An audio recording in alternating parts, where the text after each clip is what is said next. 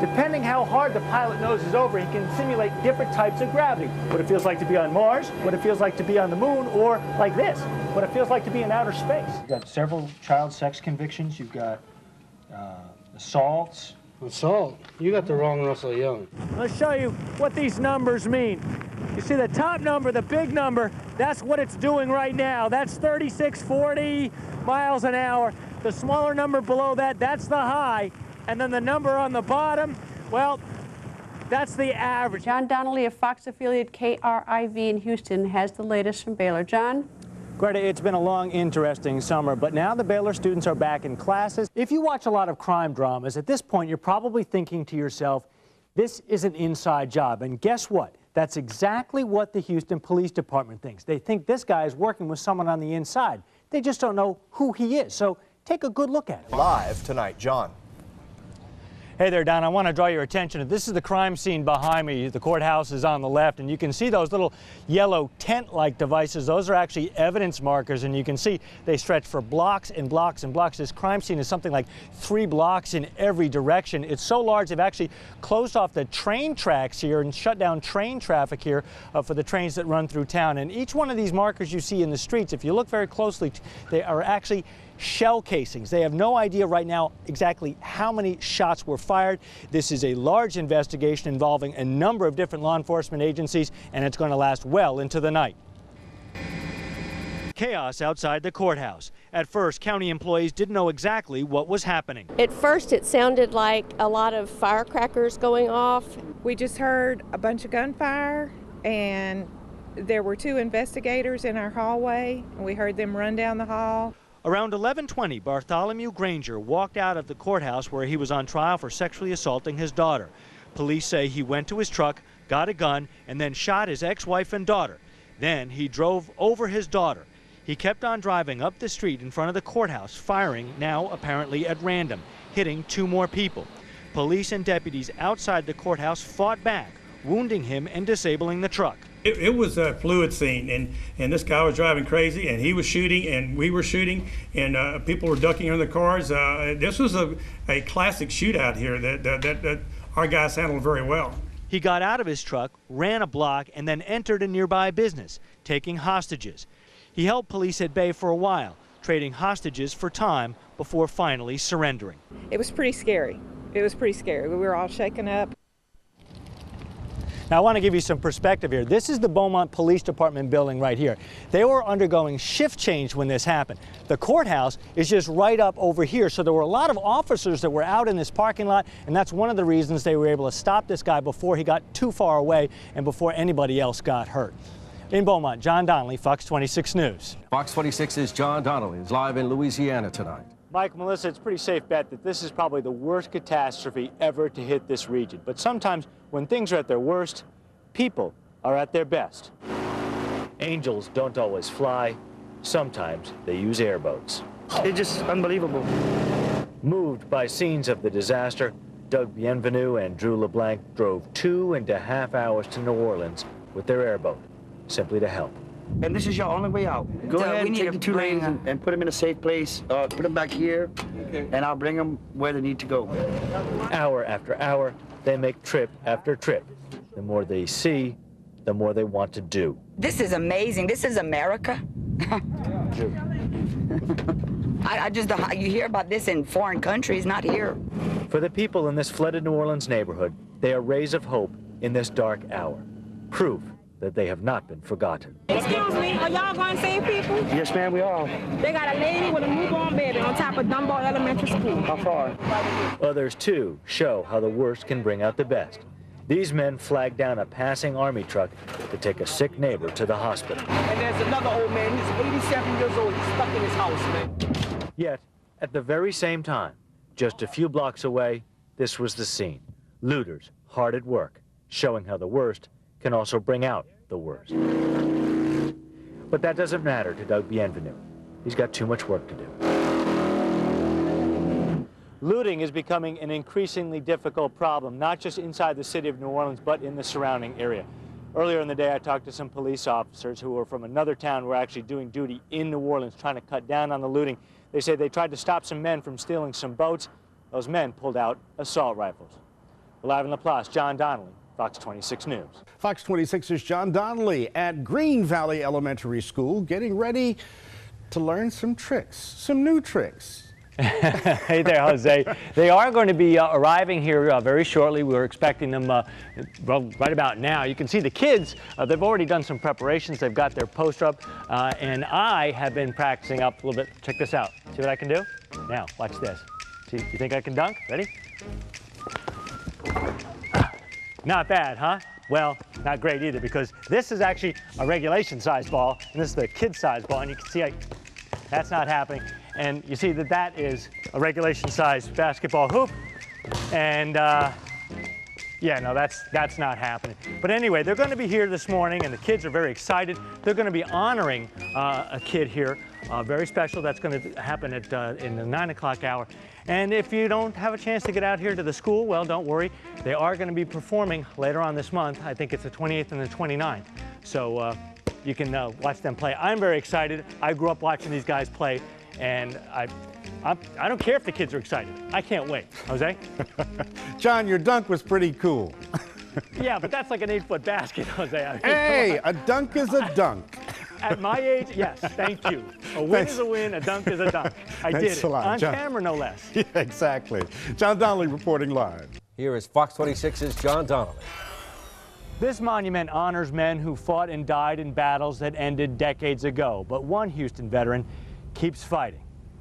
Surely you've seen this picture before. Usually known just as the kiss, it sums up the jubilation and relief at the end of World War II. For 62 years, Glenn McDuffie has claimed to be the sailor in that picture, and for 62 years, nobody's listened. It's time somebody told the truth about it. We first introduced you to Glenn and his struggle 2 years ago. Now, someone believes him. Artist Lois Gibson. It's him. You see, Lois Gibson isn't just any artist. She's a renowned forensic artist, a biometrics expert. Her work has helped Houston police solve over 100 crimes. She's been featured in People magazine, Oprah's magazine, and the Guinness Book of World Records. I'm into the truth. I'm into justice. And wow, it's been so long. She extensively photographed Glenn, measured him, and used Photoshop to make computerized comparisons. It took days and all her considerable skill and expertise. And his face, his nose, his calvarium, his eyebrow shape, his hairline, his hair texture, it all lines up. And his story lined up too. He passed several polygraph tests, he knows the names of the other sailors in the pictures, and he knows why he cocked his wrist back, so the photographer could capture the nurse's face. It was chivalrous, and I think this country needs to be chivalrous toward him. It's time for him to quit being anonymous. And really, that's all Glenn McDuffie has ever wanted. I love her for it because, you know, I just felt like it's about my last chance. It may be his last chance because Glenn Duffy is not a well man. He's recently been diagnosed with lung cancer. He doesn't know how much time he has left. Now, if you'd like to see some of those photos, you can. We've got them on our website, myfoxhouston.com, in the Scene on TV section. In the Heights, John Donnelly, Fox 26 News. John, we understand people are coming up with some unique ways to heal. They are. You know, things are never going to be the same here. They may never even really return to normal, but some people are actually trying to get that healing process started. Everybody gets hugs. Sometimes it takes just one person reaching out. So Kira Cass, the wife of a faculty member, put up this sign offering conversation and hugs and waited. I just felt in my gut that this was something I had to do and couldn't do it the night of. It was too late, and then also found out that I lost a friend. A lot of people lost friends or know someone who did. You see, Virginia Tech has roughly 26,000 students. The town has 35,000, but almost half of those are students who live off campus. Is there a difference between Blacksburg and Virginia Tech? No. So that's why Sarah Bell let her daughter Madison and some friends pass out these ribbons with Virginia Tech colors to strangers on the streets. Would you guys like one of these to support Virginia Tech Hokies? Thank you. Yeah. It is why almost every business in town is doing something to show its support. Actually, a lot of them are even owned by graduates. On 9/11, our country changed, but on April 16th, Virginia Tech and Blacksburg changed. It's no longer a small town community with a university. Forever, this will haunt us. Everybody gets hugs today. Back on her corner, Kara Cass is busy listening. People were talking. Even Blacksburg police officer Michael Mickey, who freely admits he's been traumatized by what's happened to him. We need that right now in this community because there's a lot of hurt. There are a lot of hurting hearts right now, a lot of Hokies that need a hug. Now perhaps a tangible sign that some of the Hokies are starting to heal. Commemorative T-shirts have been printed up. Sales were brisk earlier today and probably will all be gone by tomorrow. Well, I'm in Blacksburg, Virginia. John Donnelly, Fox 26 News. Fox 26's John Donnelly has his story. Not again. Not another fire. Not another dead child. This time, it's Thelma Branch's turn to mourn. I guess I'm gonna have to, I just don't know what to do right now. Thelma escaped the fire. So did her cousin after slashing his shoulder on some glass. But her grandson, Paul Harper Jr., didn't make it. Paul was never even supposed to be part of Thelma's life. When he was just 1 day old, Thelma got a phone call from the hospital. Come get Paul, or he's going to a foster home. She took a deep breath, gathered her thoughts, and then made the decision that would change her life forever. Oh, it was just a miracle. And I brought him home and didn't have a bed for him. Guess what I did? I got a dresser drawer. It got me 2 chairs and made him a bed. And made a life for the two of them.